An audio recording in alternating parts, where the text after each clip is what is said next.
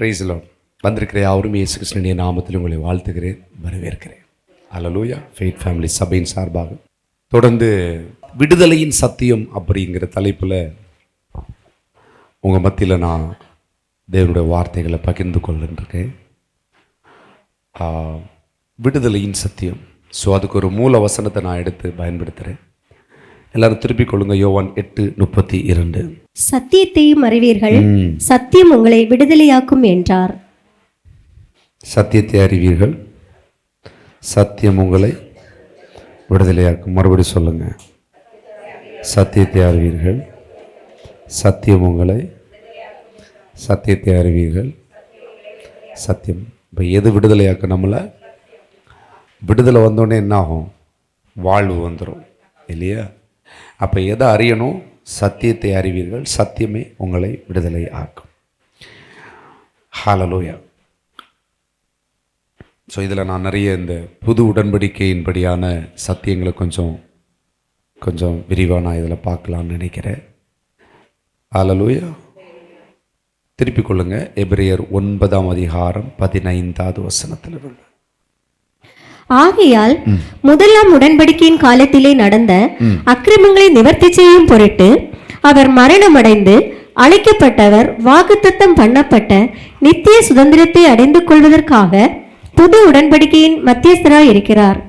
ஏனென்றால் எங்கே மரணகாசனம் உண்டோ அங்கே அந்த சாசனத்தை எழுதினவனுடைய மரணமும் உண்டாக வேண்டும். எப்படி எனில் மரணம் உண்டான பின்பே மரண சாசனம் உறுதிப்படும். அதை எழுதினவன் உயிரோடு இருக்கையில் அதற்கு பலன் இல்லையே. அந்தபடி முதலாம் உடன்படிக்கையும் இரத்தம் இல்லாமல் பிரதிஷ்டை பண்ணப்படவில்லை. எப்படி எனில் மோசே நியாயப்பிரமாணத்தின்படி சகல ஜனங்களுக்கும் எல்லா கட்டளைகளையும் சொன்ன பின்பு இளங்காளை, வெள்ளாட்டுக்கடா இவைகளின் இரத்தத்தை தண்ணீரோடும் சிவப்பான ஆட்டு மயிரோடும் ஈசோப்போடும் கூட எடுத்து புஸ்தகத்தின் மேலும் ஜனங்களுக்கு எல்லாருக்கும் தெளித்து, தேவன் உங்களுக்கு கட்டளையிட்ட உடன்படிக்கையின் இரத்தம் இதுவே என்று சொன்னான். போதும், புரிஞ்சுதா? இது கொஞ்சம் டீட்டெயில்டாக பார்க்க வேண்டிய ஒரு முக்கியமான சத்தியம்.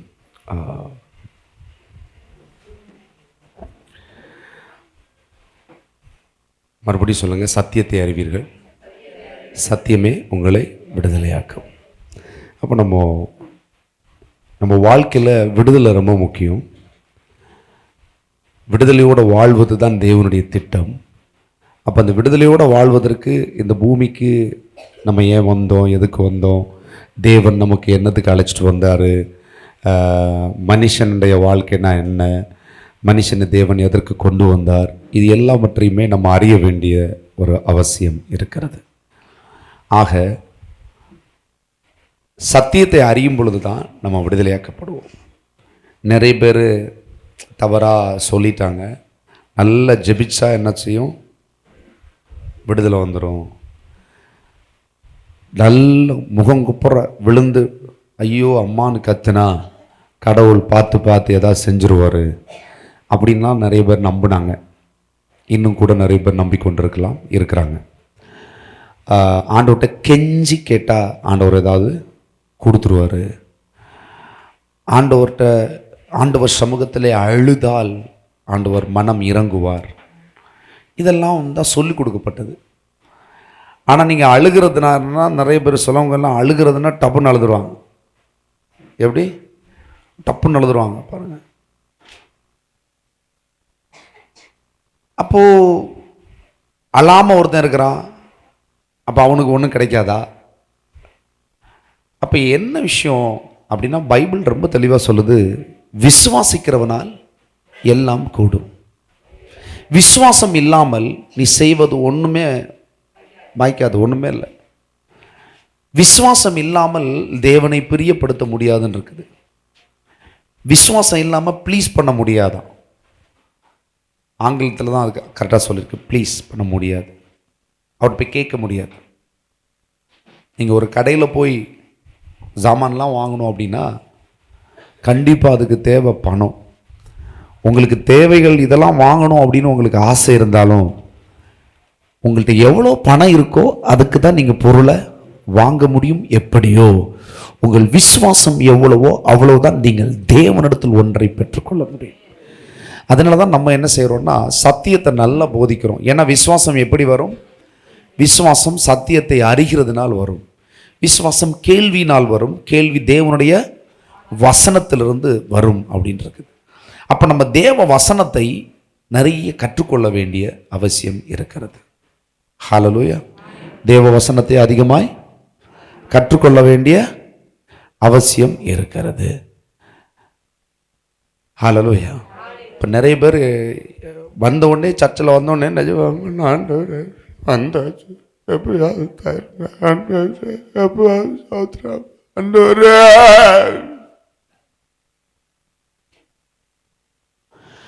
ஆனால் அழ வேண்டான்னு சொல்லலை. நல்ல அழு. உங்கள் அழுகை எப்படி இருக்கணும் அப்படின்னா கர்த்தர் செய்த நன்மைகளை நினைத்து ஆனந்தமாக அழணும். அதுதான் உண்மையான நல்ல அழுகை. அல்லேலூயா. கல்யாண வீட்டில் பொண்ணை அனுப்பும்போது அது வரைக்கும் காலையில் ஒரு வாரமாக தொடங்கின மேக்கப்பு பார்த்தீங்களா, போகும்போது அழிகிற மாதிரி வரும். உடனே அப்படியே பாரு. போகும்போது பெண்ணு பார்த்துருக்கீங்களா? பார்த்தது இல்லையோ? அம்மா ஏய் இப்ப அதுவும் இல்லையா? அப்ப என்னன்னா அழனுன்றதுக்காகவே அழுறது இல்லை. அதனால போறவங்களுக்கு அழுக வராது கிடையாது. சிலவங்களுக்கு உண்மையாலுமே அழுக வரும். உண்மையா வந்தா வரட்டும். ஆனா வரணுன்றதுக்காகவே ஏதாவது ஒன்று பண்ணேன்னு வச்சுக்கோ, அது அற்ப பிரயோஜனம், ஒன்றுத்துக்குமே ஆகாது. அதனால விசுவாசத்தினால தான் உன் வாழ்க்கை பிழைப்புண்டாகும். விசுவாசம் இல்லாமல் உங்கள் வாழ்க்கையில் ஒன்றுமே வராது. அப்போ விசுவாசத்துக்கு என்ன செய்யணும்? தினமும் சர்ச்சுக்கு வரணுமா? சர்ச்சுக்கு வரையோ இல்லையோ வார்த்தையை கேட்கணும். வார்த்தையை கேட்க கேட்க சத்தியத்தை அறிய அறிய உன் இருதயம் விடுதலை அடையும். இருதயம் எப்போ விடுதலை அடைஞ்சதோ நீ அடுத்த அதிகாரம் உள்ள ஆளதான் பேசுவ. எப்படி? ஆண்டவரே ஒரு லோடு பணம் வருவதாக.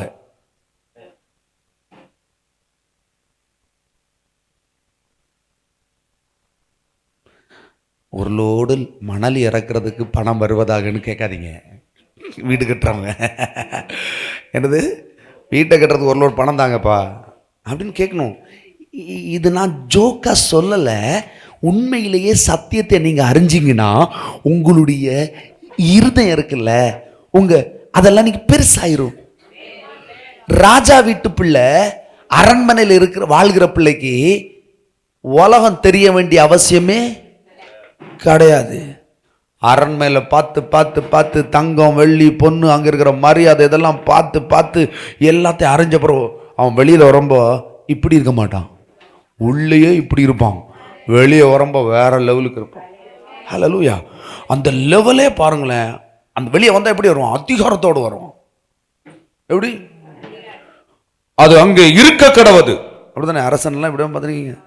அதுக்காவது 4 அரச அந்த மாதிரிலாம் மூவியெல்லாம் பார்த்துருக்கீங்களா? லபட பாண்டி மூவியா பார்த்தீங்க? புலிகேசி மூவி பார்த்தீங்க? சரி, அதையாவது பார்த்து தொலைங்க இல்லையா? அல்லேலூயா. பாருங்க, அதிகாரம் எப்படி? அதிகாரம் எப்படி வரும் உனக்கு? அந்த ஒன்னாரையும் பாருங்க, அந்த அரண்மனையில் வரவங்க, கிங் வீட்டிலேருந்து வரவங்களே வேற மாதிரி இருப்பாங்க.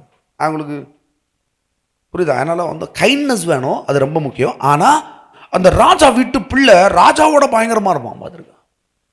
எப்படி? அதிகாரத்தோட இல்லையா? அது அங்கே இருக்க கடவுது. யாரியே நீ போ அவனா போகும். அது ஏன் போகும்? ஏய், இவன் அதிகாரத்தோட சொல்றான்டா. போலீஸ் ட்ரெஸ் பார்த்துருக்கீங்களா? நம்ம ஆளுக்கு அதை கண்டாலே மூத்திரம் வந்துடும். பார்த்துருக்கலாம். ஏன் வருது? ஆனால் இவங்க அடி வாங்கியிருக்க மாட்டாங்க, ஒரு திட்டு வாங்கியிருக்க மாட்டாங்க, போலீஸ் ஸ்டேஷனுக்கு போயிருக்க மாட்டாங்க. ஆனால் என்ன ஒன்றுக்கு வரும் பாருங்க. ஏன் தெரியுமா? ஏன்? சத்தியத்தை அறிந்திருக்காங்க. ஏன்னா போனா என்னது டவல்ல கருக்க கட்டி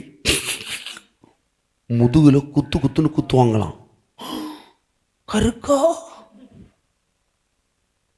புரியுதா?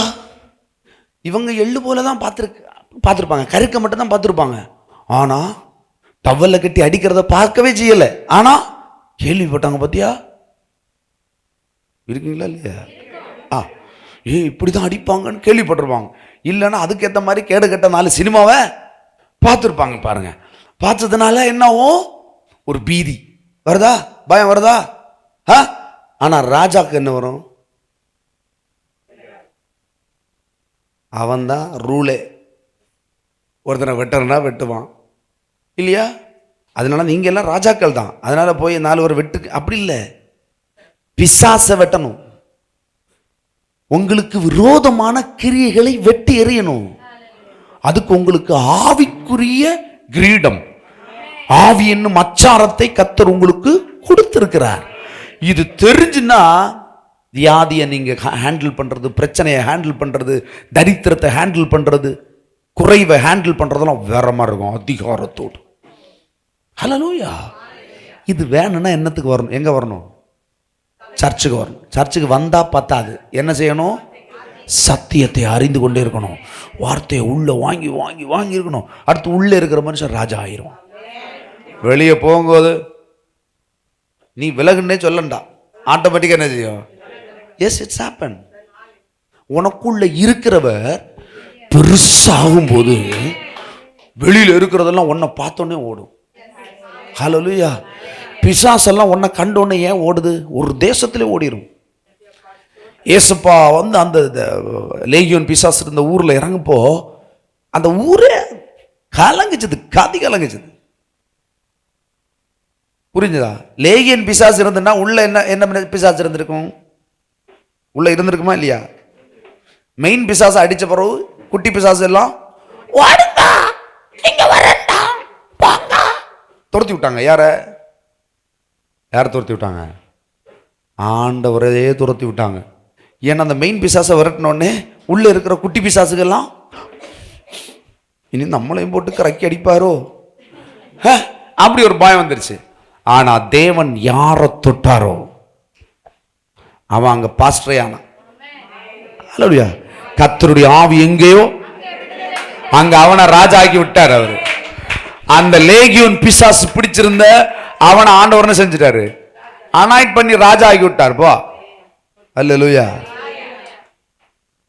ஹல்லேலூயா. அப்ப இதுக்கு என்ன வேணும்னா சத்தியம் வேணும். சத்தியத்தை தெரிஞ்சுக்கணும். சத்தியம் அறிகிறது ரொம்ப. நம்ம என்ன நினைக்கிறோம் அப்படின்னா, ஏன்னா நம்ம பழக்கி விட்டாங்க. எப்படி? சாமிக்கு ஒரு அபிஷேகம், என்னது, சாமிக்கு அபிஷேகம் பண்ணி பழக்கி விட்டாங்க. அபிஷேகத்தை வாங்கி பழக்கம் எல்லாம் யாருக்கு அபிஷேகம் பண்ண ஆரம்பிச்சிட்டாங்க? சாமிக்கு அபிஷேகம் பண்ணதுனால சாமி நம்மளை அபிஷேகம் பண்ணுன்ற கதை தெரியாது. புரிஞ்சவன் புரிஞ்சுக்கோ, புரியாதவன் புரிஞ்சவன்ட்ட கேட்டு தெரிஞ்சுக்கோ. புரியுதா? அதனால தான் நம்ம என்ன செய்கிறோம்? சாமியை போய் சர்ச்சு தொடங்கியாச்சா, சரி ஏதோ உடனே தந்து விடுங்க. நீ ராஜா, நீ ராஜா, நீ உருவாகிற இடம், உனக்கு கத்தி சண்டை கத்துத்தர இடம், உனக்கு வில்லு கத்துத்தர இடம், உனக்கு உனக்கு இந்த யானை சவாரி செய்கிறதுக்கு, குதிரை சவாரி செய்கிறதுக்கு, என்னதுக்கு சவாரி செய்யறதுக்கு, போரிடுறதுக்கு, யுத்தத்துக்கு உன்னை பயிற்றுவிக்க இங்க கொண்டு வந்திருக்கிற. புரியுதா? இது பட்டறை, வாழ்வியல் பட்டறை. ஹல்லேலூயா. இங்க வரணும். ஹல்லேலூயா. சீஷர்கள் ஜெபத்துக்கு எத்தனை பேர் வந்தீங்க? எப்படி இருந்து? அல்ல கொஞ்சம் கூட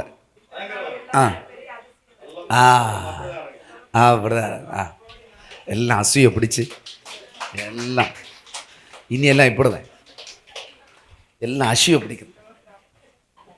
ஆனால் என்ன வாங்குனீங்கன்னு யாரும் சொல்லப்படாது.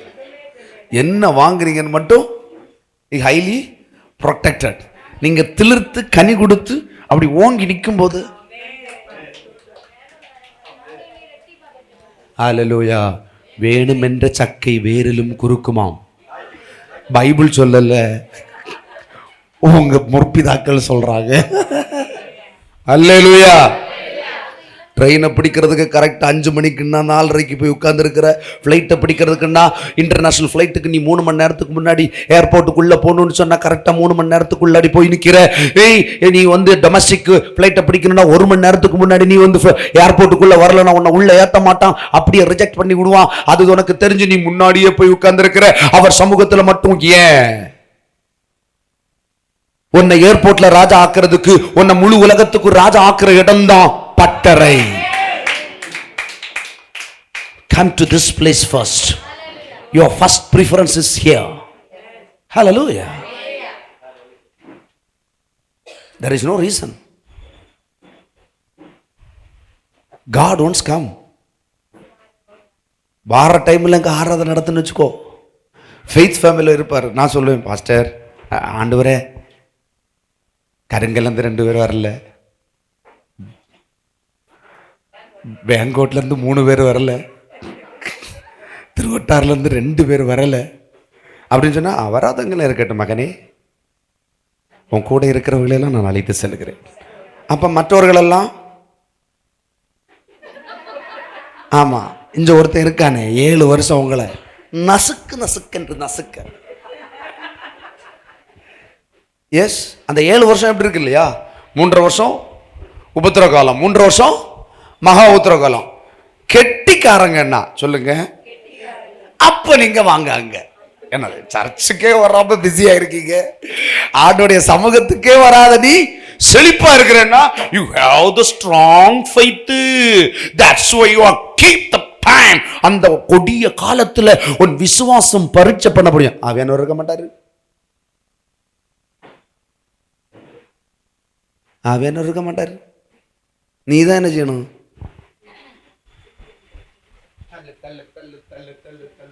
நீ தான் தள்ளணும். பிசாசு வந்து சொல்லுவாய், இன்னைக்கு பின்னால சதையை அறுத்துட்டு போறேன், நாளைக்கு வாரேன் என்னன்னு சொல்லுவோம். எப்படி? நீ ஏன் கூட வரியா வரலையா?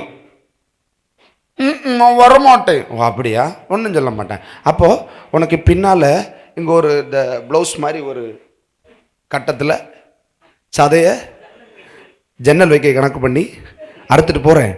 நீ அனுமதிச்சா நான் ஜன்னல் இல்லாமல் மூடி விடுறேன், இல்லைன்னா நாளைக்கு ஒரு கட்டளை புதுசாக கொண்டு வந்து மாட்டுவேன்.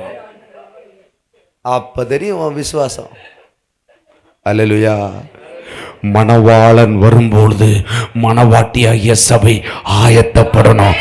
அதுக்கு தான் சபை. ஹல்லேலூயா. இதுக்கு சில இடத்துல இந்த நியாயப்பிரமாண போதகர்கள் மாதிரி, ஏய் வரலன்னா ரத்தம் கக்கிச்சாவேன்னு சொன்னாதான் எடுபடும் போல இருக்கு. அல்லேலூயா, ஹல்லேலூயா. எனக்கு மற்றவங்க சிலவங்க பிஸியாக இருக்கிறாங்க, அது கூட விட்டுடலாம், சரி சண்டே சர்வீஸ் எல்லாம் வராங்க. ஆனால் என்ன தெரியுமா, ஆண்டவருடைய காரியங்களை செய்கிற ஆளுகளை காணல. அல்லேலூயா. ஆண்டவருடைய ஊழியக்காரர்களை காணல. அல்லேலூயா. நாங்கள் என்னது அவங்களும் பிஸியாக இருப்பாங்க, ஊழியக்கார. அப்போ நானும் பிஸி தான். ஹலோ ஹலோ ஹலோ அல்லேலூயா. ஓகே, ஒன்றும் இல்லை, பட் யூ ஷுட் அலாட். தவிர்க்க முடியாத சில காரியங்கள் உங்களுக்கு ஏற்படலாம், ஆனால் மேலும் அந்த தவறை செய்கிறதுக்கு நம்ம என்ன செய்யக்கூடாது, நம்ம இடம் கொடுக்கக்கூடாது. நீங்கள் விசுவாசிங்க, வாசல்கள் உங்களுக்கு திறக்கும். ஆண்டவரால் கூடாத ஒன்றுமே இல்லையே. உங்களை பலப்படுத்துகிற கிறிஸ்துவினால் உங்களால் எல்லாவற்றையும் செய்ய பலன் உண்டு. அல்லேலூயா. பலப்படுங்க. நமக்கு என்னன்னா, எப்படியாச்சும் நம்ம தேரணும். அதுக்கு தான் இந்த சில டைம் என்னெல்லாம் எனக்கு ஆராதனை அங்கே விசிட்டிங் இதெல்லாம் பண்ணும்போது எனக்கு இப்போவே எனக்கு டைமிங் எல்லாம் கஷ்டமாக இருக்குது. விசிட்டிங் எல்லாம் கஷ்டமாக இருக்குது. ஒரு நாள் 2 நாள் தான் எனக்கு கிடைக்குது. அதில் எதாவது ரொம்ப முடியாமல் ரொம்ப கஷ்டமாக இருக்கிறவங்கள தான் போய் சந்திக்க வேண்டியது மாதிரி இருக்குது. ஹல்லேலூயா. அப்போ பாருங்களேன், நான் பிஸியாக எதுக்கு ஓடுறேன்? எதுக்கு என்ன பிஸியாக வச்சுருக்கிறாரு? ஊழியத்தை வளர்த்துறதுக்கு. ஊழியம் எதுக்கு வளருது? நம்மளுடைய வளர்ச்சி. ஹல்லேலூயா. நம்மளுடைய வளர்ச்சி தேவனுக்கு ரொம்ப முக்கியம். நம்முடைய உயர்வு தேவனுக்கு ரொம்ப முக்கியம். அல்லேலூயா. அதனால் நம்ம வந்ததே அவருக்காக வந்திருக்கிறோம். அவருக்காக என்ன செய்யணும்? நிலைநிற்க வேண்டியது இருக்கு. அல்லேலூயா. சார் நல்லா விட்டுறாதீங்க. அல்லேலூயா. ஆகையினால சத்தியத்தை நம்ம அறிய வேண்டியது இருக்கிறது. சத்தியம்தான் உங்கள் இருதயத்தை விசுவாசத்துக்குள்ளாக்கும். அல்லேலூயா. இது ஒரு ரொம்ப முக்கியமான, ஒரு ஆழமான, ரொம்ப தெரிஞ்சுக்க வேண்டிய ஒரு சப்ஜெக்ட். அல்லேலூயா. விசுவாசத்தோடு இருங்க, ஆவியில் இருங்க, அப்போ தான் உங்களுக்கு இது நல்லா விளங்கும். அல்லேலூயா. ஸோ இது விளங்க வேண்டிய முக்கியமான சத்தியங்களில் எதுவும் ஒன்று. அல்லேலூயா. ரைட். இங்கே பாருங்கள், எபிரேயர் 9:15-20 வரைக்கும் நான் பார்க்கலான் இருக்கேன். பாருங்கள். ஆகையால் முதலாம் உடன்படிக்கையின் காலத்தில் நடந்த அக்கிரமங்களை நிவிர்த்தி செய்ய பொருட்டு. முதலாம் உடன்படிக்கைன்னா என்ன உடன்படிக்கை? புதிய உடன்படிக்கை இல்லை, பழைய உடன்படிக்கை. அதுதான் முதலாம் உடன்படிக்கை. இந்த முதலாம் உடன்படிக்கையின் காலத்தில் நடந்த அக்கிரமங்கள் எது? ஆதாமிலிருந்தே பாவம் வந்துருச்சு. பாவம் வந்ததுனால முழு உலகமும் பாவத்துக்குள்ளாயிற்று. அக்கிரமங்களுக்குள்ள என்ன செஞ்சாங்க? அக்கிரமங்களுக்குள்ள கிடந்தாங்க. இப்போ அந்த அக்கிரமங்களை நிவிர்த்தி செய்யும் பொருட்டு, அந்த பாவத்திலிருந்து ஜனங்களை மீட்டுக் கொள்வது மாத்திரமல்ல, அந்த பாவத்திலிருந்து அவங்களை விடுதலை ஆக்குறதுக்காக அவர் மரணம் அடைந்து, அவர் என்ன யாரு? ஏசப்பா மரணம் அடைந்து அழைக்கப்பட்டவர்கள் வாக்குத்தத்தம் பண்ணப்பட்ட நித்திய சுதந்திரத்தை அடைந்து கொள்வதற்காக. சொல்லுங்க, அழைக்கப்பட்டவர்கள். நீங்க எல்லாரும் யாரு? அழைக்கப்பட்டவர்களுக்கு என்ன கொடுக்கப்பட்டிருக்கிறது? வாக்குத்தத்தம், ப்ராமிஸ் ஆஃப் காட். அழைக்கப்பட்டவர் வாக்குத்தத்தம் பண்ணப்பட்ட நித்திய சுதந்திரம். நித்தியன்னா என்ன? இந்த உலகத்தில் மட்டும் சுதந்திரம் கிடையாது, பரலோகத்தில் நித்திய நாளாய் சுதந்திரமாய் வாழும்படி அந்த சுதந்திரத்தை அடைந்து கொள்வதற்கு புதிய உடன்படிக்கையை கொண்டு வந்தார். அந்த புதிய உடன்படிக்கையின் மத்தியஸ்தர் தான் இயேசு. திருத்துவத்தின் இரண்டாம் நபர். திருத்துவத்தின் இரண்டாம் நபர் அதுதான் இயேசு. எத்தனை பேர் விளங்குது? ஏனென்றால் எங்கே மரண சாதனம் உண்டோ, என்னதுங்க சாதனம்? அதுல மரண சாசனம் தான் வரும். தப்பா போடுங்க. ரைட்டு. உண்டோ, அங்கே அந்த சாசனத்தை எழுதினவருடைய மரணம். யார் அது? ரொம்ப கவனமா கவனிங்க. உங்க பிள்ளைகளுக்கு நீங்க சொத்து எழுதி வைக்கிறீங்க. எப்படி எழுதி வைப்பீங்க? உங்களை பார்க்க மாட்டான் அவன். டவுட்டா இருக்கு. எங்கள் காலம் கழிந்து மரித்த பிற்பாடு இந்த வீட்டையும் வீட்டுக்கு பின்னால இருக்கிற கோழிக்கூட்டையும் கோழிக்கூட்டுக்கு பின்னால இருக்கிற அவுட் ஹவுஸையும் நீ அனுபவிக்க நான் மரித்த பிறகுன்னு எழுதியிருக்கும். அப்பா பையன் என்ன செய்வான்? எப்படா போட்டு தள்ளுறது, எப்படா இவனை போட்டு தள்ள. அப்படித்தானே? இல்லையா தானே? அப்படியா? அப்படியெல்லாம் இல்லை. ஆனா இந்த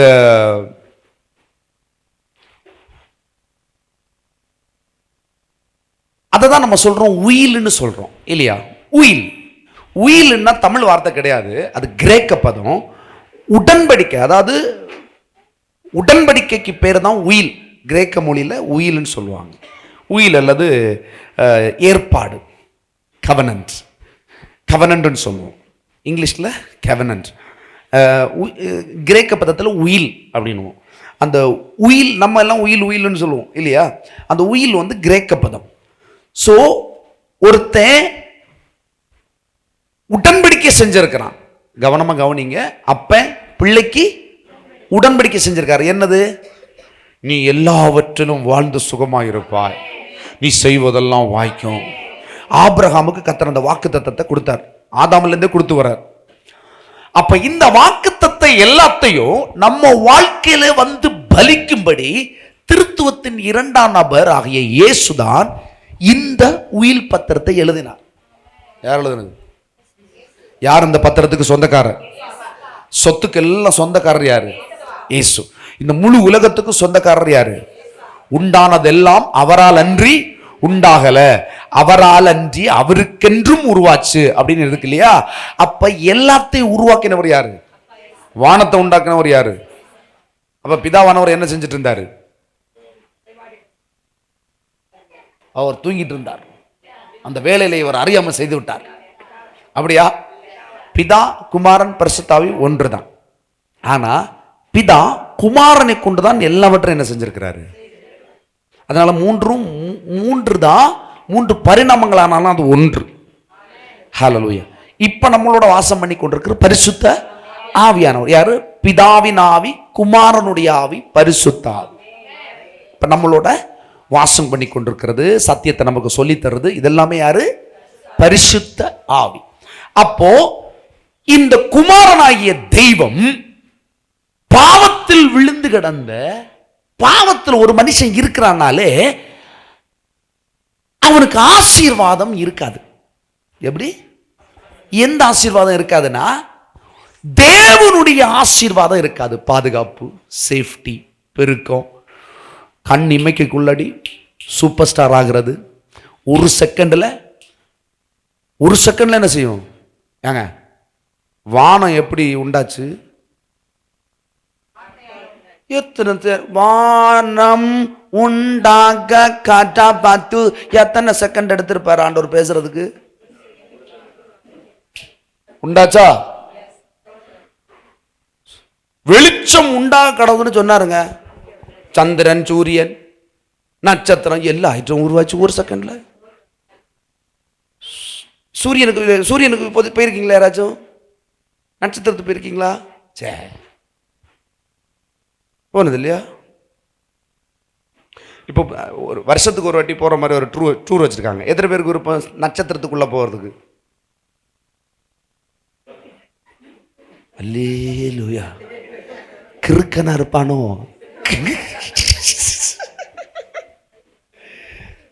ஃபுல் கேலக்சி, முழு கேலக்சியும் உருவாச்சு. பூமி இங்க இப்படி இருக்கு. அல்லேலூயா.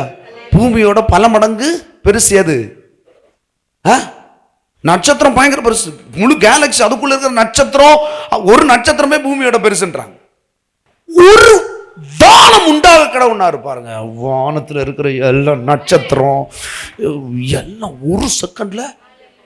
அப்ப நீ ஒரு செகண்ட்ல சூப்பர் ஸ்டார் ஆக முடியாதா?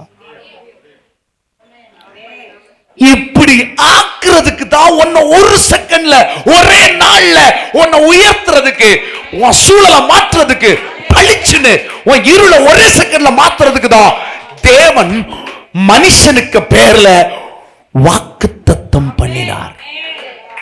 அதன் பெயர் தான் உடன்படிக்கை. உடன்படிக்கை காரியத்துக்கு வரணும். எப்படி?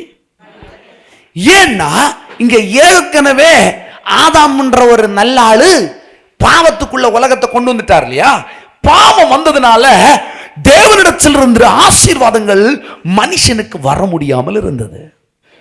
அதனாலதான் ஆபிரகாம் என்கிற ஒரு மனுஷனை கர்த்தர் வலுக்கட்டாயமா தெரிந்து கொண்டார். எப்படி தெரிந்து கொண்டு ஆபிரகாமுடைய எந்த ஒழுக்கத்தையோ ஆபிரகாம் எதையுமே கேட்கல. ஆபிரகாம் பார்த்து ஒன்னு சொன்னாரு, நான் உன்னை ஆசீர்வதிக்கவே ஆசீர்வதித்து உன்னை பெருகவே பெருக பண்ணுவேன். கடற்கரை மணலை போல நீ பெருகுவாய், உன் ஜாதிகள் இப்படி பெருகுன்னு சொன்னார். சொன்னத அவன் யார்? உண்மையிலே அவன் விக்கிரக ஆராதனை பண்றவன், விக்கிரகத்தை செய்யறவன், மோசமான குலத்திலிருந்து வந்தவன் அன்றைய நாட்களிலே. அப்படி இருந்த ஒருத்தனை ஆண்டவர் பார்க்கிறார். யாரு மோசமா இருந்தாலும் அது யாருடைய பிள்ளைங்க? கர்த்தருடைய. ஏன் ஆபிரகாம கர்த்தர் தெரிந்து கொண்டாருன்னா, தேவன் தெரிந்து கொள்ளும் போது 10 பேரை கொடுன்னு சொல்ல மாட்டாரு. எப்படி? ஒரு ஆளை எடுப்பாரு, அவனை மட்டும் உற்று பார்த்துட்டே இருப்பாரு. இவன் நான் சொல்றதுக்கு கீழ்ப்படுகிறானா அப்படின்னு பாப்பாரு.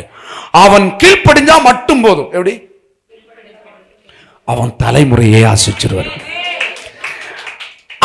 அவனுக்கு கீழ்ப்படுதல் மட்டும் போதும். எப்படி? உங்க கீழ்ப்படுதல் மட்டும் போதும், உங்க உங்க உங்க தலைமுறை தப்பிடுச்சு. ஹல்லேலூயா. இப்போ ஆபிரகாம கர்த்தர் தெரிந்தெடுத்து என்ன செய்யறாருன்னா ஒரு உடன்படிக்கை பண்றார். இந்த உடன்படிக்கையை ஏற்றுக்கொள்ளவும் சரி, அதை அனுபவிக்கவும் சரி, ஆபிரகாம் தகுதி உள்ளவனான்னு கேட்டா கிடையவே கிடையாது. தகுதி உள்ளவனான்னு கேட்டா கிடையாது. ஆபிரகாமை கர்த்தர் தெரிந்து கொண்டதினாலே அவனை ஒரு ஜாதியா மாத்தினார். ஹல்லேலூயா. அவனுக்கு ஒரு அவனை யூதனா மாத்தினார். யூதன் அப்படின்னா அது ஆண்டவருடைய பிள்ளை, நீதிமான். இந்த யூதன் கலாச்சாரம் இதுல எல்லாம் கர்த்தர் கிடையாது. கர்த்தர் உடன்படிக்கையில தான் நிற்பாரு. கவனமா கவனிங்க. ஆண்டவர் ஒண்ணுக்கு கொள்ளாத ஜாதியில, ஒண்ணுக்கு கொள்ளாத குலத்து பேக்ரவுண்ட்ல இருந்து வந்த ஆபிரகாமை தெரிந்தெடுத்து அவன்கிட்ட போய் ஒரு வாக்கு சொன்னார். பஞ்சட்ட கலவை சொல்லுங்க, வாக்க கலவை. கலவனை போய் சொல்லியாரு, உனக்கு நான் ஒரு பிள்ளைய தருவேன். நம்ம ஆளுங்கன்னா என்ன நினைச்சிருக்கணும், வேற ஒண்ணு கட்டி தருவாரோ. ஆனா இவன் கொஞ்சம் வேற மாதிரி ஆளு. எப்படி? நான் தான் ரொம்ப இதா இருக்கேனே, அவ வேற இப்படி இருக்க. அப்ப ஒண்ணுமே சொல்லல. சிலவங்க நேரம் அங்கே போயிடுவாங்க. என்ன சிந்தனை ஏற்கனவே அப்படி வடிவமைக்கப்பட்டிருக்கும். சரி, அது விடுங்க. ஆனா இவன் அதை விசுவாசிச்சான். என்ன சொல்றவர் யாரு? அவனுக்கு தேவனை பத்தி பெருசா தெரியலைனாலும் தெய்வம் ஒன்று சொல்லுங்க, தெய்வம் ஒன்று உண்டு. அந்த நம்பிக்கை. என் கூட ஒரு ஆள் ஒர்க் பண்ணார் பாருங்க. அவர் ஒரு கத்தோலிக்க சபையை சேர்ந்தவர். ஒரு கத்தோலிக்க சபை. சர்ச்சுக்கெல்லாம் பெருசாக போக மாட்டார். நான் நல்ல மனுஷன், தங்கமான மனுஷன். நான் என்ன சொன்னாலும், நான் என்ன சொன்னாலும் ஏற்றுக்கொள்வார். என்னோட வயசு மூத்தவர். எப்படி ஏற்றுக்கொள்வார்னா, நான் ஐடியா சொல்றது இல்லை, என் பர்சனல் ஐடியாஸ் கிடையாது. நான் ஆண்டவருடைய நாமத்தில் சொல்லுவேன். இப்போ நான் அவரும் ஒர்க் பண்ணி கிட்டத்தட்ட ஒரு 7-8 வருஷம் கேப் ஆயிடுச்சு நாங்கள் பிரிஞ்சு. இப்போவும் எனக்கு ஃப்ரீக்வெண்ட்டாக கான்டாக்ட் பண்ணுவார். ரீசெண்டாக பசங்களுடைய மேரேஜுக்கெல்லாம் என்னை ரொம்ப முக்கியமாக நிற்கணும் அப்படின்னு சொல்லி என்னை கம்பல் பண்ணி நிற்க வச்சா நான் நின்னேன், போயிருந்தேன். அப்போது என்கிட்ட சொல்கிறாரு, என் கூட தான் உட்காந்து சாப்பிடுவோம். சொல்கிறாரு, சார் நீங்கள் சொல்லுவீங்க, ஆனால் இப்போ தான் ஒன்றொன்னா நான் சிந்திக்கிறேன். எப்படி? ஒன்றொன்னா சிந்திக்கிறேன். நான் வெளுத்ததெல்லாம் பாலுன்னெல்லாம் நினச்சேன், உண்மைதான். ஆனால் உண்மையிலே கடவுள் உண்டு. அல்லேலூயா. நீ எந்த கோணத்துல வேணா இரு, கடவுள் ஒன்னு வந்து சொன்ன உடனே ஆபிரகாம் ஏற்றுக்கொண்டார். ரொம்ப கவனமா கவனிங்க, இதுல தான் மேட்ரே. ஆபிரகாம் என்ன செஞ்சான்? சொன்ன உடனே ஆபிரகாம் ஏத்துக்கிட்டான். கொஞ்ச நாள்ல சாராலும் ஏத்துக்கிட்டா. அவங்களுக்கு ஒரு குழந்தை பிறந்துச்சு. அதுக்கு பேர் ஈசாக்கு. இது ஈசாக்கு எப்படி வந்தான்னா உடன்படிக்கையில் வந்தான். உயில் எப்படி வந்தான்? எப்படி வந்தான்? உடன்படிக்கையில்.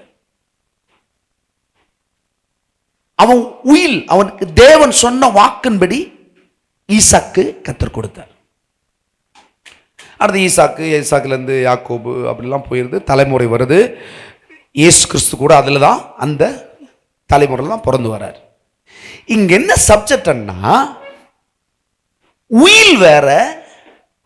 உயிலுங்கிறது என்னது? செத்தாதான் வேல்யூ. எப்படி? உயில் எழுதிட்டீங்கன்னா செத்தாதான் வேல்யூ. சாகிறது வரைக்கும் அந்த உயில் யாருக்கிட்ட பவர்ஃபுல்லா இருக்கும்? எழுதினவர்கிட்ட தான் பவர்ஃபுல்லா இருக்கும். எழுதினவரே மரித்தால் அந்த பவர் யாருக்காக அது எழுதப்பட்டதோ அவங்களுக்கு பவரா போயிடும். அடுத்து அவங்க தான் இஸ் ரூலர். எத்தனை பேர் கேட்டுட்டு இருக்கீங்க? இயேசுவே எழுதின உடன்படிக்கையை நம்ம எல்லாருக்கும் கொண்டு வந்து சேர்க்கும்படி எழுதிட்டாரு. ஆபிரகாமுக்கு தேவன் பண்ணின உடன்படிக்கை புற ஜாதிகளாயிருந்த எல்லா, புறன்னா மற்ற எல்லா ஜனத்துக்கும் ஆபிரகாமுக்கு கொடுத்த வாக்குத்தத்தம், அதன்படி எல்லாரும் ஆசீர்வதிக்கப்படும்படி, எல்லாருக்குள்ளும் அதை பலிக்க பண்ணும்படி எல்லாருக்கும் எழுதின வாக்குத்தத்தத்தை உடையவரே இறங்கி வரார். சரியா? இறங்கி வந்தப்போ இறங்கி வந்து அவர் சாகணும். இனி எப்படி?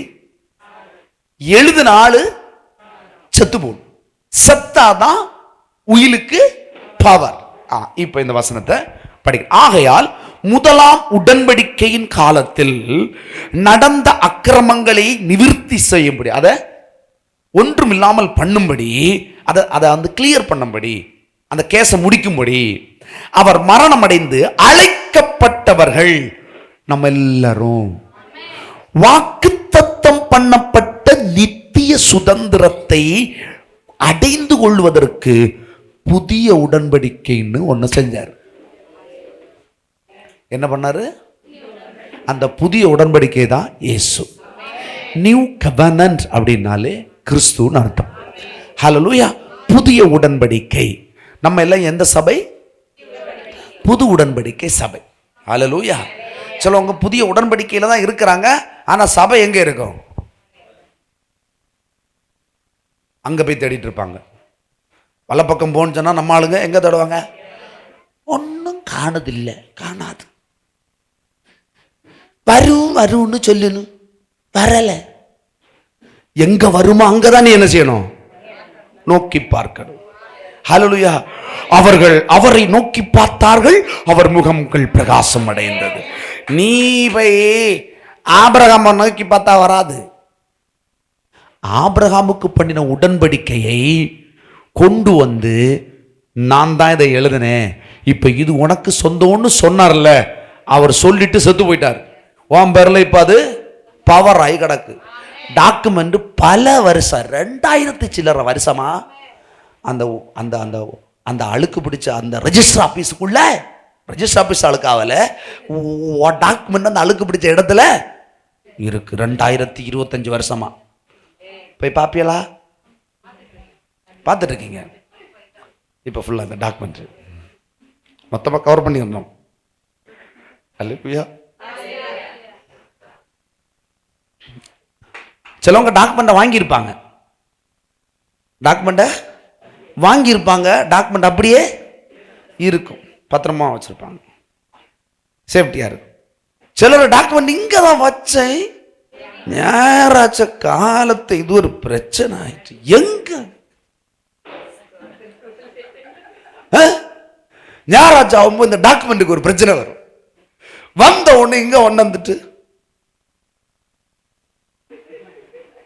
முழிச்சிருந்து ஒரு உறக்கம் உறங்கிட்டு. நம்ம சபையில் அப்படி இல்லை சொல்றேன்.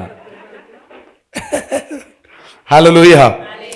நம்ம சபை எப்பவுமே பிரகாசமா தான் இருக்கும். ஹல்லேலூயா. குத்து தான். அல்லேலூயா. அப்ப பாருங்களேன், இந்த முதலாம் உடன்படிக்கையில நடந்த மரணம், அதாவது பாவம், அந்த பாவத்தை அக்கிரமத்தை நிவிர்த்தி பண்ணும்படி வாக்குத்தத்தம் பண்ணப்பட்ட நித்திய சுதந்திரம் அடைந்து கொள்வதற்கு புதிய உடன்படிக்கையின் மத்தியஸ்தராய் இருக்கிறார்.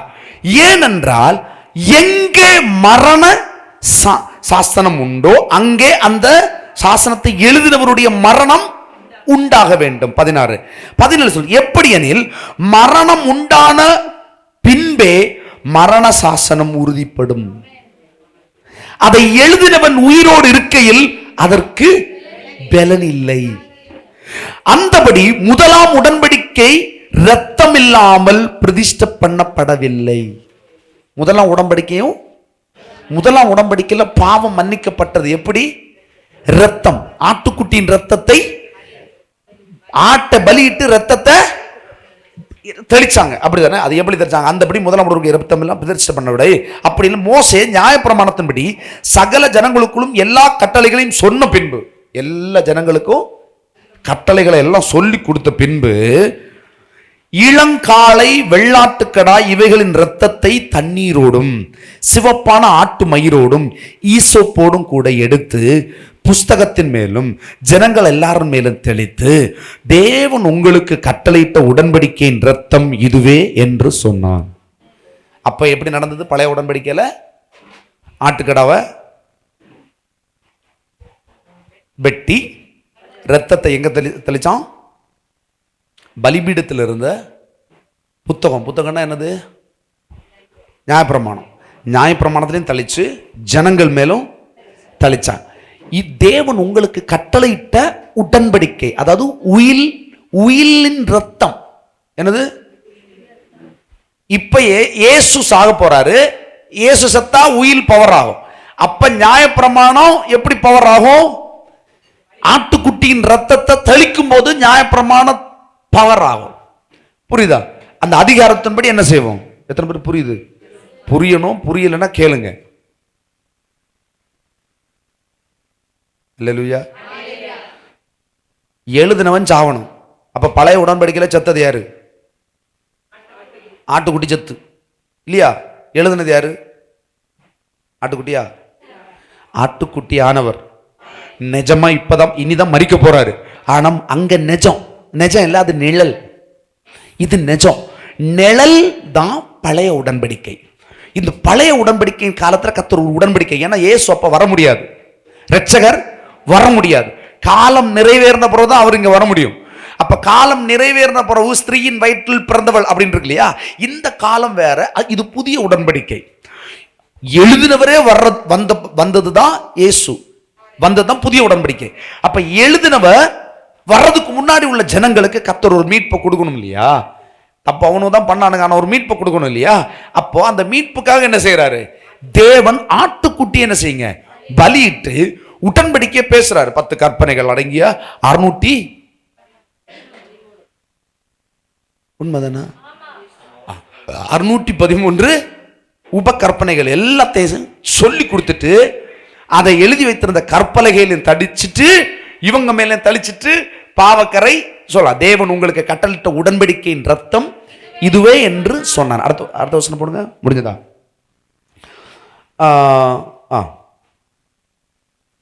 முடியலையே. இவ்விதமாக கூடாரத்தின் மேலும் ஆராதனைக்குரிய சகல பனிமுட்டுகளும் இரத்தத்தை தெளித்தான். நியாயப்பிரமாணத்தின்படி கொஞ்சம் குறைய எல்லாம் இரத்தத்தினால் சுத்திகரிக்கப்படும். இரத்தம் சிந்துதல் இல்லாமல் பாவத்துக்கு மன்னிப்பு இல்லை. அப்ப அங்க நிழலா காமிச்சாரு. எப்படி? ஆட்டுக்குட்டிய ரத்தத்தை நீ சிந்தினாதான் உன் பாவங்கள் மன்னிக்கப்படும் நிழலா காமிச்சாரு. இப்ப ஆட்டுக்குட்டியானவரே வந்து சாக போறார். அது கொஞ்ச நாளைக்கு தான். எப்படி? அந்த நிழல் வந்து 1 வருஷம் 6 மாசம், கொஞ்ச நாளைக்கு. அடுத்து திரும்பவும் பாவம் வந்துடும், திரும்ப அவர்கிட்ட தான் போய் நிக்கணும். புரியுதா? இது நித்திய நாட்களுக்கென்று நம்மளை சுத்திகரிக்க. இனி அவர் வந்து பலியிட, இனி அவர் பலியா மாற மாட்டார். என்ன பிரியங்கா சோப்ரா, அல்லேலூயா, ஹல்லேலூயா.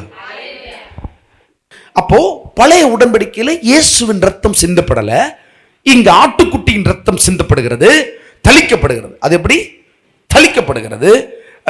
உடன்படிக்கை பெட்டியில தளிக்கப்படுது, புஸ்தகத்துல தளிக்கப்படுது, ஜனங்கள் மேல தளிக்கப்படுது. இப்படி அவங்க விடுதலை ஆகிறாங்க. ரைட். ஆதலால் பரலோகத்தில் உள்ள ரைட். இப்போ திருப்பி கொள்ளுங்க. ரோமர் 3ஆம் அதிகாரம் 25 இருந்து 25. தேவன் பொறுமையாயிருந்த முற்காலத்தில் நடந்த பாவங்களை தாம் பொறுத்து கொண்டதையும் குறைத்து தம்முடைய நீதியை காண்பிக்கும் பொருட்டாகவும் தாம் நீதி உள்ளவரும் இயேசுவினிடத்தில் விசுவாசமாயிருக்கிறவனை நீதி மாணாக்கிறவருமாய் விளங்கும்படி. போதும் பாருங்க, கவனிங்க இந்த வசனத்தை அப்படி கொஞ்சம் பாருங்க. தேவன் பொறுமையா இருந்த காலத்துல என்ன நடந்துச்சு? பாவங்களை தாம் பொறுத்து கொண்டார். பொறுமையா இருந்த காலம் எது? புதிய உடன்படிக்கை, பழைய உடன்படிக்கையின் காலம். இயேசு வருவதற்கு முன்பதாக அந்த பாவங்களை தாம் பொறுத்து கொண்டதை குறித்து தம்முடைய நீதியை காண்பிக்கும் பொருட்டாகவும் தாம் நீதி உள்ளவரும் இயேசுவினிடத்தில் விசுவாசிக்கிறவனை நீதிமான் ஆக்கிறவருமாய் விளங்கும்படி. எப்படி? இயேசுவினிடத்தில் யார்கிட்ட விசுவாசமா இருக்கணும்? இயேசுவே இரட்சகர் என்று விசுவாசமாய் இருக்கிறவனை நீதிமான் ஆக்கிறவருமாய் விளங்கும்படி இக்காலம் தான் புது உடன்படிக்கையின் காலத்தில் நீதி விளங்கும்படி காலத்தை தம் நீதியை காண்பிக்கும் பொருட்டாக. அடுத்த வசனம் போடுங்க.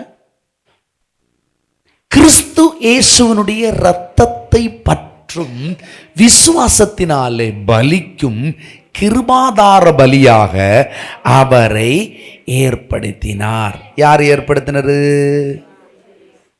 பிதாவாகிய தேவன் இயேசுவை பலி செலுத்தினார். எதுக்கு? ஏன் போட்டு தள்ளினார்?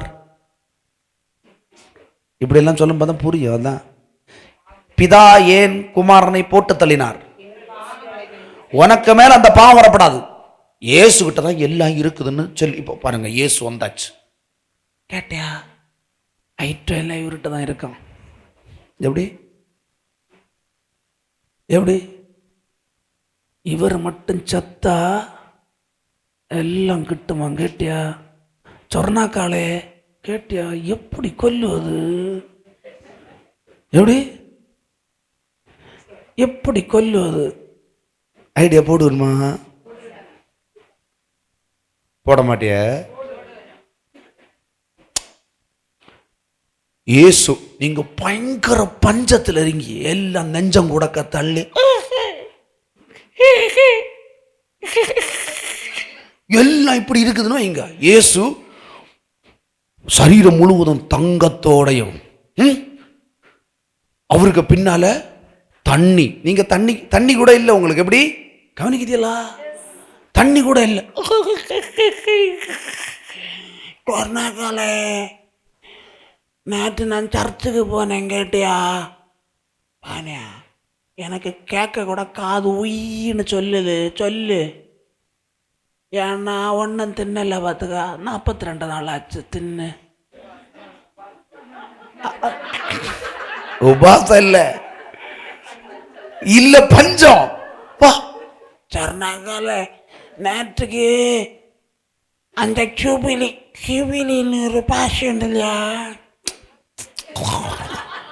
அவர் சொன்னார் இயேசு செத்தா நமக்கு எல்லாம் வாழ்க்கை வருமா பார்த்துக்கா. அப்படியா? கத்தி என்ன இருக்குது? என்ன இருக்கு கொல்லேக்கு? என்ன செய்யணும்?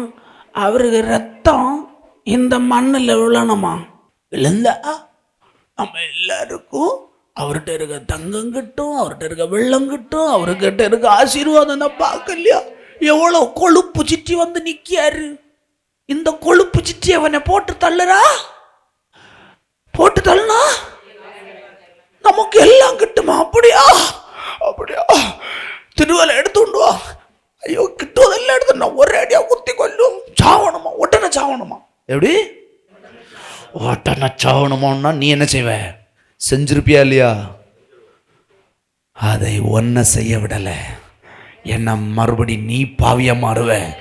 அதனால பிதாவாகிய தேவனே குமாரனை சிலுவையில் ஒப்பு கொடுத்தார். கொடுத்து திரும்பி நின்றார். அதனால்தான் என் தேவனே, என் தேவனே, ஏன் என்னை கைவிட்டீர்? இந்த பாத்திரம் என்னை விட்டு விலக கூடுமானால் அது விலகட்டும். ஆயினும் உம்முடைய சித்தம் நிறைவேறட்டும்படி ஒப்பு கொடுக்கிறேன்.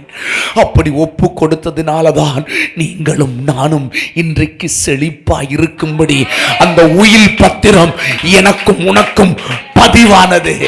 இன்னைக்கு நீ பரலோக புஸ்தகத்தை, ஜீவ புஸ்தகத்தை திருப்பி பார்த்தால் உன்னை இங்கே தேவன் நினைத்தபடி வாழ வைக்க அவர் உன் பேர் எழுதின எழுத்துக்கள் அத்தனையும் செயல் வடிவம் பெற கையெழுத்து ஈட்டப்பட்டிருக்கிறது. ஹல்லேலூயா. நீ நீதிமானாக்கப்பட்டாய்.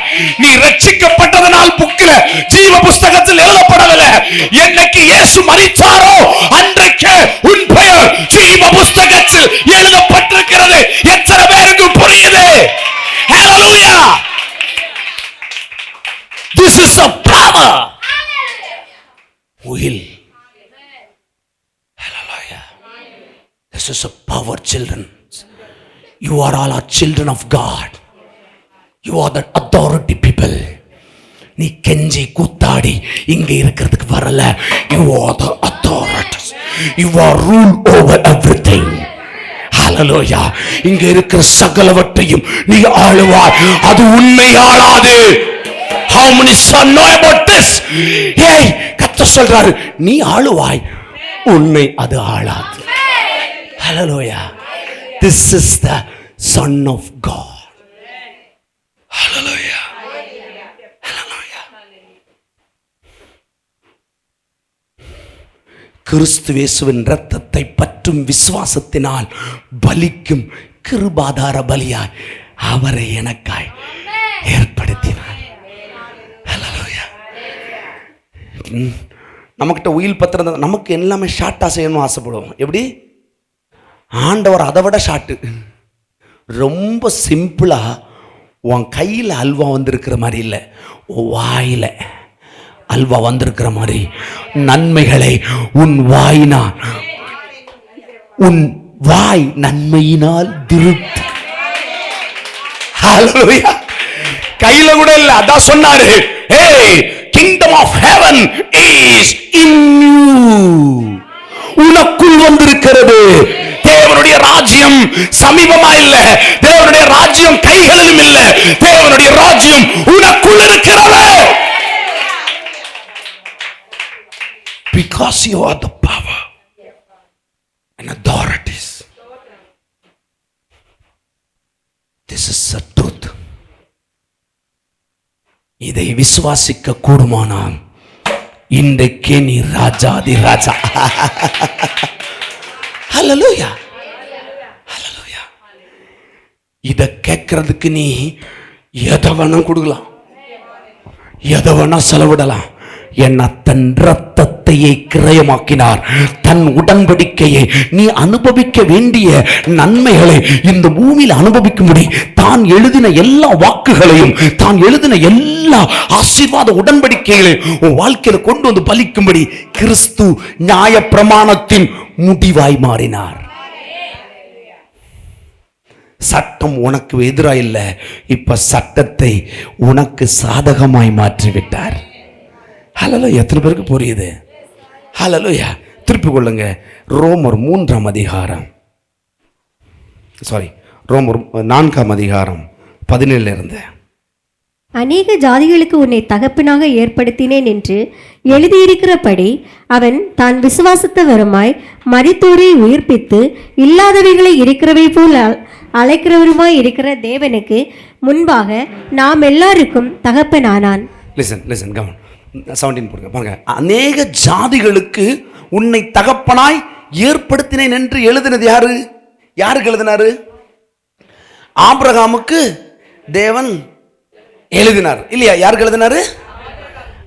இப்ப பாருங்க, அவன் தன் விசுவாசித்தவரும் மரித்தோரிலிருந்து உயிர்ப்பித்து இல்லாதவைகளை இருக்கிறவைகளை போல அழைக்கிறவராய் இருக்கிற தேவனுக்கு முன்பாக நாம் எல்லாருக்கும் யார் தகப்பனா மாறினா?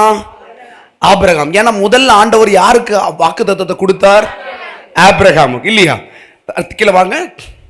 உன் சன்னதி இவ்வளவா இருக்கும் என்று சொல்லியபடி, உன் சன்னதி இவ்வளவா இருக்கும் என்று சொன்னபடியே தான் அநேக ஜாதிகளுக்கு தகப்பனாவதை நம்புகிறதுக்கு ஏதுவில்லாது இருந்தும் அதை நம்பிக்கையோட யார் விசுவாசிச்சா? யார் விசுவாசிச்சா? அது கூட உனக்கு வரல, அந்த வேலை கூட உனக்கு. விசுவாசம் யாரு? இப்ப பாருங்க, கீழே நம்புவதற்கு ஏது இல்லாம இருந்தும் அதை நம்பிக்கையோட. அடுத்த வசனம் போடுங்க. அவன் விசுவாசத்தில் பலவீனமாய் இருக்கவில்லை. விசுவாசத்தில் பலவீனம்னா என்ன? சந்தேகமே வரல அவனுக்கு. பிகாஸ் சொன்னது ஏங்க, சூரியன் சொல்லுது நான் இன்னைக்கு உன கிட்ட வருவேன். நம்புவீங்களா? நம்புவீங்களா? ஆனா சூரியனை படைச்சவர் சொல்லியாரு, சூரியனை உன கைக்குள்ளே தருவேன். இனி சூரியன் உனக்கு வெளிச்சத்தை கூடாமலும் நான் உனக்கு நித்திய வெளிச்சமாயிருப்பேன்றாரு. சொன்னாரா இல்லையா? சொன்னாரா இல்லையா? அவர் சொன்னா நம்புவீங்களா இல்லையா? நம்புவீங்களா இல்லையா? சூரியன் வந்து சொல்லு அப்படின்னு சொல்லுதுன்னு வைங்களேன், நீங்க என்ன சொல்லுவீங்க? நான் சொல்ல நீங்க வேணுங்க வா. எப்படி? இது இது இது கொஞ்சம் பேர் தான் புரிஞ்சிருக்கும். புரிஞ்சவன் கையை தட்டிக்கோ, புரியாதவன் கையை தட்டுற. மறுபடியும் சொல்றேன்,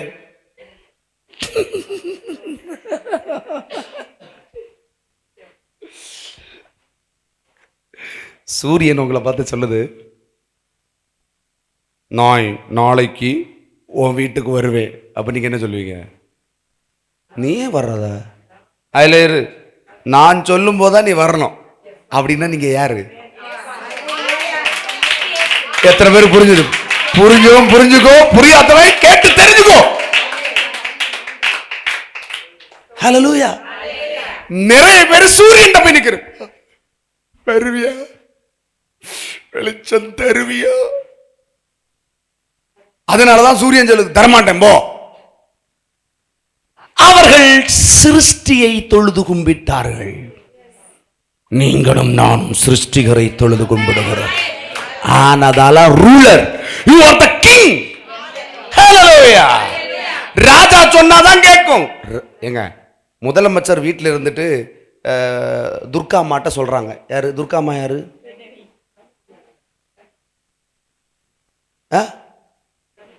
ஸ்டாலின் ஐயாவோட மனைவி. ஸ்டாலின் ஐயா யாரு? முதலமைச்சரா ரெண்டாம் அமைச்சரா? ரெண்டாவது அமைச்சரா? முதலமைச்சர் சொல்றாரு, கேட்டியாடி,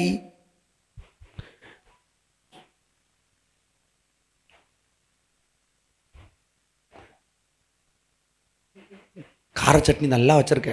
எப்படி? கார சட்னி நல்லா வச்சிருக்க, நாளைக்கு எல்லாரும் கொடுக்கலான்னு இருக்கிறேன். எப்படி? இத தமிழ்நாடு முழுக்க எல்லா வீட்டுக்கும் இந்த கார சட்னியை கொடுக்கப்படுறோம். உடனே துர்காமா என்ன சொல்லுவாங்க? கொண்டு போடுவேன். உங்களுக்கு கார சட்னியை வச்சதுக்கு நான் பட்ட பாடு எனக்கு தெரியும். இந்த கார சட்னியை நீ எல்லாரும். ஆனா மறுநாளைக்கு வந்திருந்து நாற்காலியில் உட்கார்ந்திருந்து எல்லா நிருபர்களையும் கூட்டு வந்து அஃபிஷியலா ஒரு அனௌன்ஸ்மெண்ட்டை எழுதி, நாளையிலிருந்து எல்லாருக்க வீட்டிலும் கார சட்னி கொடுக்கப்படும் அப்படின்னு அவர் ஒரு ஜியோ போட்டு பதிவிட்டார்னு வைங்க, கொடுக்கப்படும். இதை வழங்குபவர், கார சட்னியை உருவாக்குகிறவர் என்னுடைய மனைவி துர்கா. செய்தாகணுமாக இல்லையா? இல்லைங்க தூர தேசத்துக்கு அனுப்பப்படுவார். ஏன்? ஸ்டாலின் ஐயா அனுப்ப மாட்டாரு, சட்டம் அதை செய்யும். ஹல்லேலூயா, ஹல்லேலூயா. அதாங்க, நீங்க சூரியனையும் சந்திரனையும் வழிபட வரல, இங்க இருக்கிற பணத்தை வழிபட வரல, இங்க இருக்கிற வேலையை வழிபட வரல, இங்க இருக்கிற உங்களுக்கு கொடுக்கப்பட்ட ஏதோ உயர்வை வழிபட வரவில்லை. இதையெல்லாம் கீழ்ப்படுத்தினவரால் சகலமும் கீழ்ப்படியப்பட்டிருக்கிறது. நீ அதுக்கு தலைவனா உன்னை வச்சிருக்கிறாரு. நீதான் நீ ஒன்னதான் உன்னை குட்டி கடவுளா இங்க வச்சிருக்கிற. ஹல்லேலூயா, ஹல்லேலூயா. எத்தனை பேர் புரியுது? புரியுதா இல்லையா? ரைட். பாருங்க, அவன் விசுவாசத்தில் ஏன் பலவீனமா இருக்கல? ஏன் நான் சொன்னது அப்ப அவன் ஏறக்குறைய 100 வயது உள்ளவனா இருக்கும் பொழுது, சொல்லுங்கோ, தன் சரீரம் செத்து போனதையும், சிலருக்கு இங்க பிரயோஜனமா இருக்குன்னு நினைக்கிறேன், சரீரம் செத்து போனதையும் சாராளுடைய கர்ப்பம் செத்து போனதையும் எண்ணாதிருந்தார். இது வெறும் ஒரு குழந்தை பிறக்கிறதுக்கு மாத்திரமல்ல, இந்த பூமியில நீ வாழும்படி எல்லா சுகத்தையும் பலத்தையும் ஆரோக்கியத்தோடு தேவனுடைய நாமத்தை மகிமைப்படுத்தும்படி அவனை உயிர்ப்பிச்சிருக்கிறார். அவனுடைய கர்ப்பத்தை உயிர்ப்பிச்சிருக்கிறார். சாராளுடைய கர்ப்பம் உயிர்ப்பிக்கப்பட்டிருக்குதுன்னா அவன் சரீரம் இல்லைங்க, அவன் வாழ்நாள் எல்லாம் உயிர்ப்பிக்கப்பட்டிருக்கிறது. ஹல்லேலூயா. செத்து போனதை அவன் எண்ணாதிருந்தான். இவன் கேட்டிருக்கலாம் திரும்ப, ஆண்டவரே அவன் செத்து போயில கிடக்கா, நீ சொல்லுது எனக்கு ஓகே, நீங்க சொல்ல நான் நம்பியேன், நான் செத்தாலும் நான் எப்படி இதுல ஒரு பேட்டர் இருக்கு. நான் செத்தாலும் இப்ப பாருங்களேன், உங்க ஆபிரகாம் மட்டும் அந்த ஆண்டவர் சொல்றாரு, நான் உன்னை இப்படி செய்ய போறேன், எது குழந்தைய கொடுக்க போறேன்.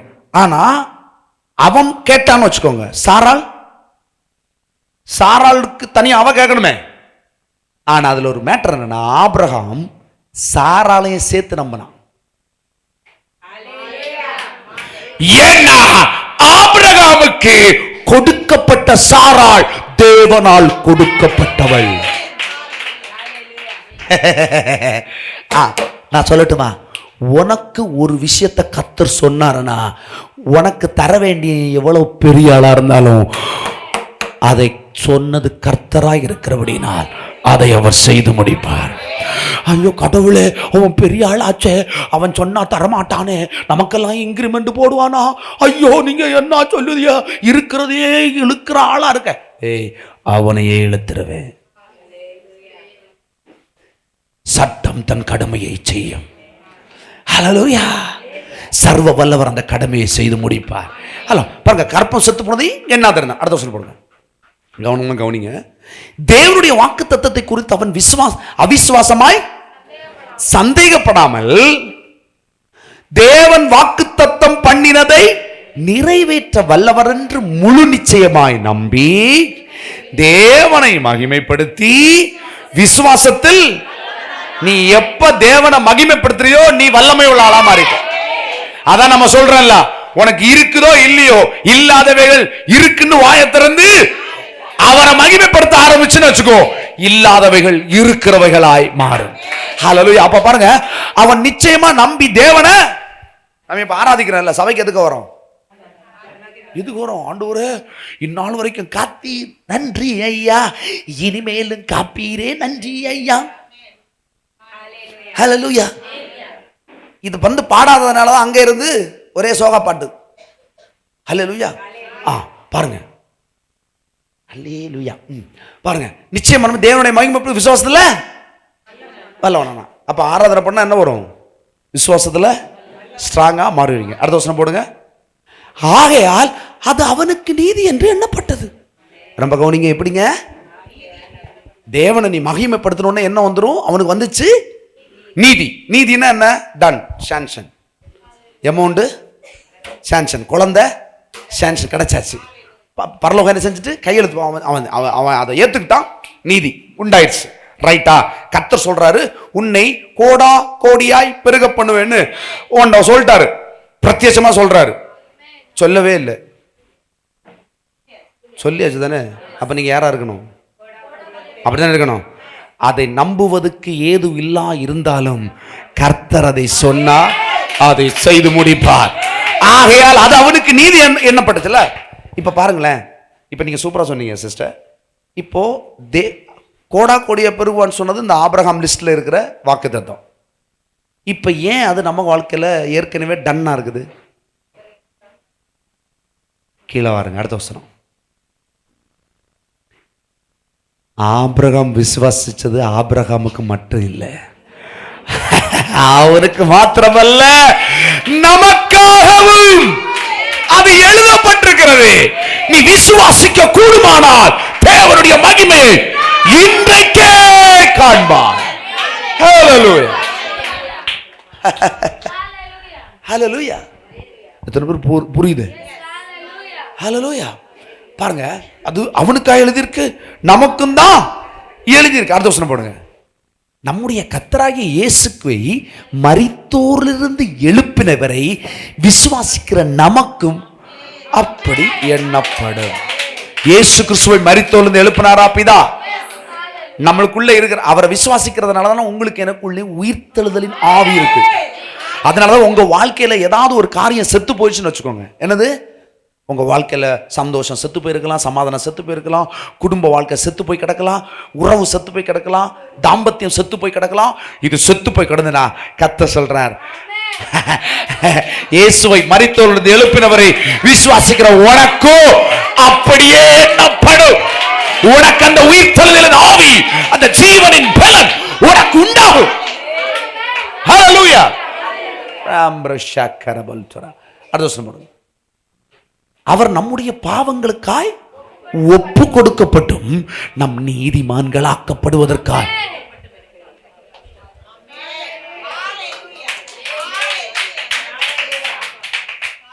நீங்க பாருங்க, அங்க யாரு செத்து போனா?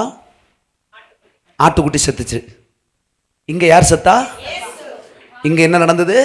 ஆபிரகாமுக்கு சொன்னது எல்லாமே இப்ப நேரடியா எனக்கு ரெடியா இருக்குது. நான் நேற்றுக்கு போதிச்சேன் சூரியகோட்டில், கர்ப்ப வேதனையோட என்னைக்குடா இவருக்கு கொடுக்கலாம், ஜெனிக்கு எப்படா ஒரு 4 வீடு கொடுக்கலாம், வீடே இல்லையே, அஸ்திபாரத்தோட நிக்குது. உனக்கு தான் 4 வீடு. நம்பின நம்பிக்கை, விசுவாசிக்க அதான் உண்மை. That is true. இல்லாதவைகளை இருக்கிறவைகளாய் கொண்டு வந்து சேர்க்கிற தேவன் உன் தேவன், என் தேவன். ஹalleluya, ஹalleluya, ஹalleluya. அவர் நம் பாவங்களுக்காய் மரித்தார். நம்ம பாவம்னா அவிசுவாசம் கூட எல்லாத்தையும் சேர்த்து. இப்ப இயேசுவை விசுவாசித்தாலே ஆபிரகாமுக்கு சொன்ன எல்லா வாக்குத்தத்தமும் உங்க பேர்ல வந்தாச்சு. வந்தாச்சா? அவர் செத்தாரா? நீங்க போட்டியலா? பிதாவே போட்டு தள்ளி விட்டார். எதற்காக? எனக்காக உனக்காக என்ன செஞ்சாரு? அவர் மரித்தார். போட்டு தள்ளது யாரு? பழி யாருக்கு மேல விழுந்திருக்கணும்? பிதா தானே இப்ப கொலைகாரரு இல்லையா? கொலைகாரர் தானா? ஆமா. ஏன்னா ரத்தம் சிந்துதல் இல்லாமல் பாவத்துக்கு மன்னிப்பு இல்லை. அதனால ரத்தம் சிந்தப்பட வேண்டும். இயேசு நமக்காய் ரத்தத்தை சிந்தினார். கொடும் பாவங்கள் கூட மன்னிக்கப்பட்டிருச்சு. ஏன் ஒரு கொடூரமான பாவிய கூட ஆண்டவர் ஈஸியா, பாருங்களேன், இவங்க பெரிய கட்டிக்கார மாதிரி இருப்பேன் சர்ச்சில். முந்தின நாள் இவன் தான் பிரச்சனை பண்ணி இவங்கள வீட்டில் ஒரு பெரிய கொடூரமான பிரச்சனை நடந்திருக்கும். கர்த்தர் கிருபையில ஒரு கொடூரமான ஒருவன் கர்த்தர் ரட்சித்தார்.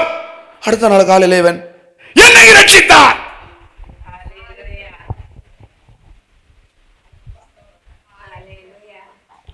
உனக்கு ஒரு கேள்வி கேட்காது.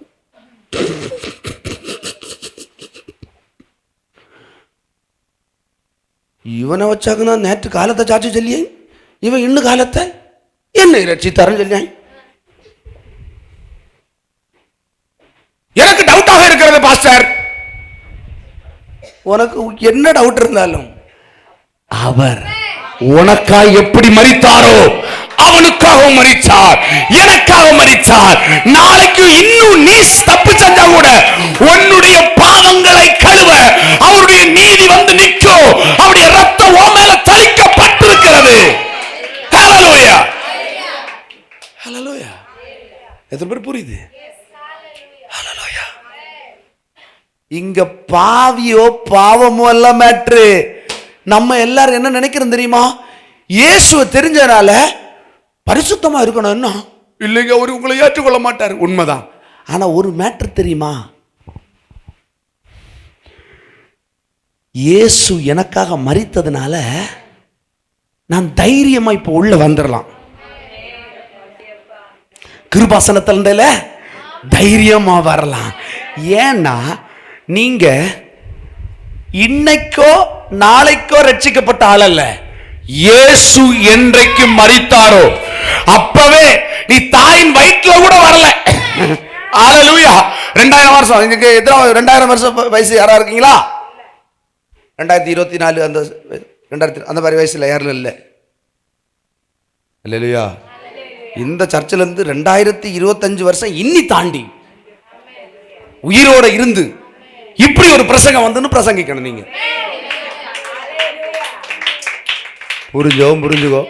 புரிஞ்சோ வாழுவேன். ஹalleluya.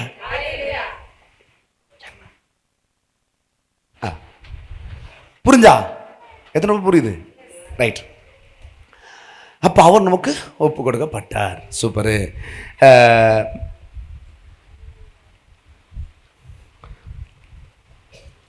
25 ரைட்.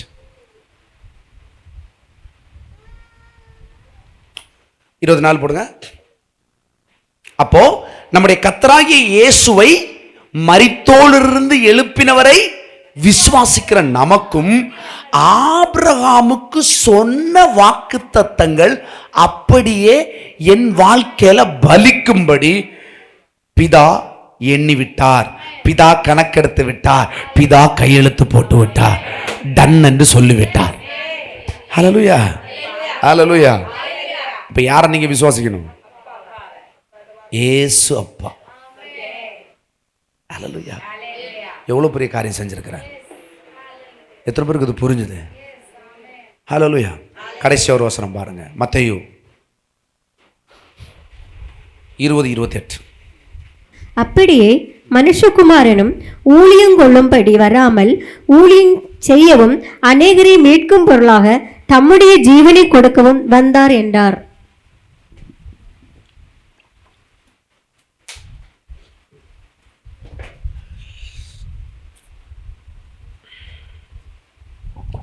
பாருங்க, அப்படியே மனுஷகுமாரன் ஊழியம் கொள்ளும்படி வராமல். மனுஷகுமாரனா யாரு? இயேசு. இயேசு ஊழியம் கொள்ளும்படி வரல. இப்ப நீங்க வந்து சென்ட்ரல் கவர்மெண்ட் அப்பாயின்மெண்ட் ஆயிட்டீங்க. அங்க போய் என்ன செய்வீங்க? உங்களுக்கு கொடுத்த வேலைகள் எல்லாம் செய்யறது ஊழியம், அப்படித்தானே? வேலையை செய்றீங்க. ஆனா நீங்க அங்க என்ன செய்வீங்க? வேலை செய்யற டைம்ல அப்படியே பாத்ரூம்ல போய் உட்காந்துருந்துட்டு சாயங்காலம் சம்பளம் வாங்குற மட்டும். ஏன்னா அங்கே கேட்கறதுக்கும் கேள்விக்கும் யாருமே இல்லை. இப்போ முதலமைச்சர் இருக்கிறார், ஸ்டாலின் ஐயா இல்லையா? அவரை யார் தேர்ந்தெடுத்தீங்க? சுனு, யார் நீங்கள் தானே தேர்ந்தெடுத்தீங்க? அவன் தேர்ந்தெடுக்கல. கரெக்டு தான், தொலைச்சு போடுவேன்.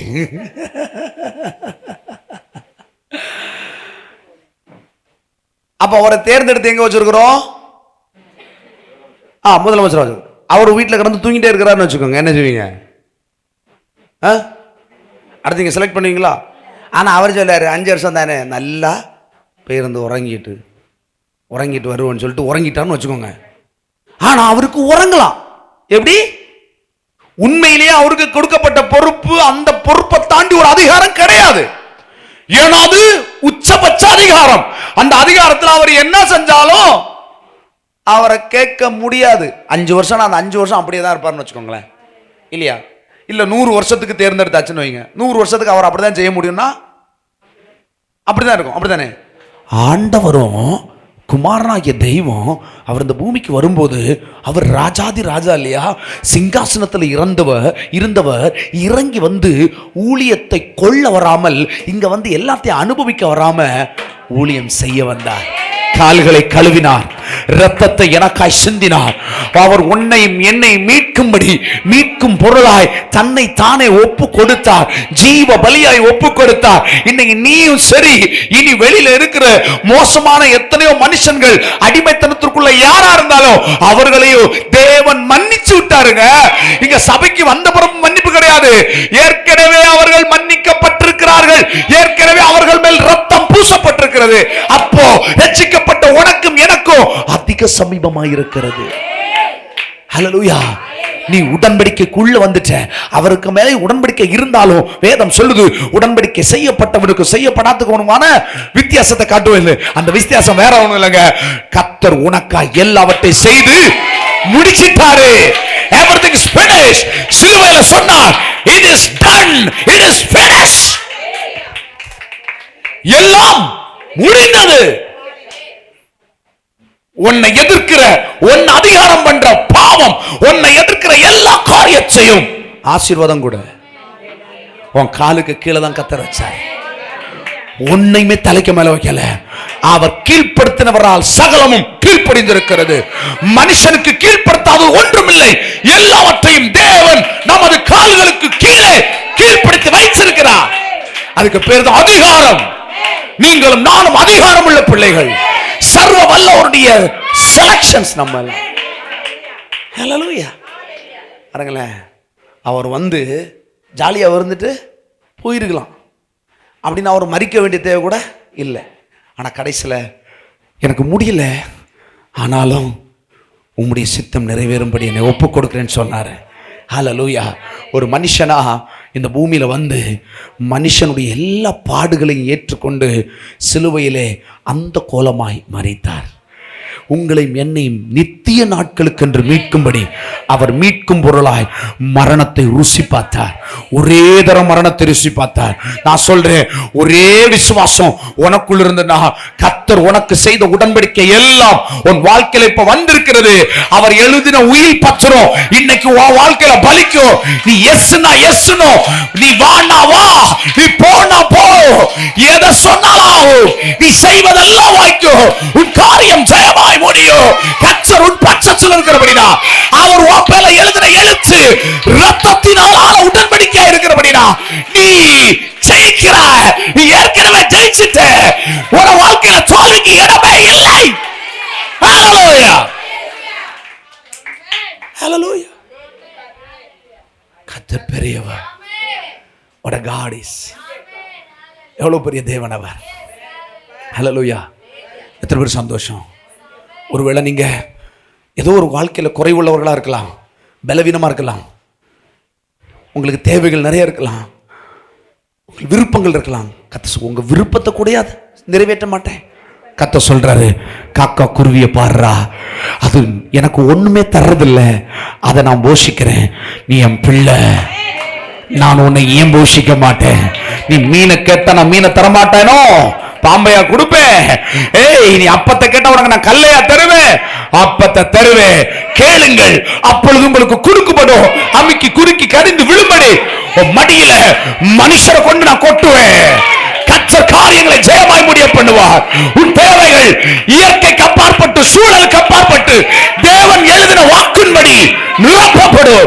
நீ கோடா கோடியாய் பெருகுவாய் என்பது தேவனுடைய வாக்கு. அது உன்ன கோலத்தை பார்த்தோ, உன் கோத்திரத்தை பார்த்தோ, உன் திறமையை பார்த்தோ வேலை செய்யாது. அது எழுத்தின்படி வேலை செய்யும். ஹalleluya. விசுவாசிக்கிற எவனுக்கும் அந்த நீதி உண்டாகும்படி கிறிஸ்து நியாயப்பிரமாணத்தின் நிறைவேறுதலாய் இருக்கிறார். உயிரை எழுதினவரே செத்தார் எனக்காய். ஹalleluya, ஹalleluya. God is great. ஹalleluya. எத்தனை பேர் புரிஞ்சது? ஒன்றையும் விடாதிருங்கள். You are claim. பாருங்களேன், ஒரு இன்சூரன்ஸு பாருங்க. சொல்லும் பிரதர் சொன்னார் போன வாரம், வண்டி ஒரு ஆக்சிடெண்ட் ஆகிடுச்சு பாஸ். அவங்கள்ட்ட சொல்லலை. வண்டி பார்த்து வண்டியை முன்னாடி கொண்டு வச்சுருக்காரு. வண்டியில் ஒரு குழப்பம் இல்லை. ஏன்னா உடஞ்சி போனதெல்லாம் இன்சூரன்ஸ்காரன் போட்டு கொடுத்துட்டேன். ஹalleluya. You are insured. நீ ஒன்றை இழந்து போக மாட்டேன், இழந்ததை கூட திருப்பிக் கொள்வாய். அப்ப ஏன் இழக்க போற? நீ ஒன்றையும் இழக்க மாட்டாய். நீ கிளைம் பண்ணுங்க. இன்சூரன்ஸ் இருந்தனால தான் கிளைம் பண்ணார் அவரு, இல்லைன்னா கிளைம் பண்ண முடியாது. இப்ப எனக்கு பேல எழுதி இருக்கிறார், அவர் எழுதி விட்டார், நான் கிளைம் பண்ண முடியும். I have a father.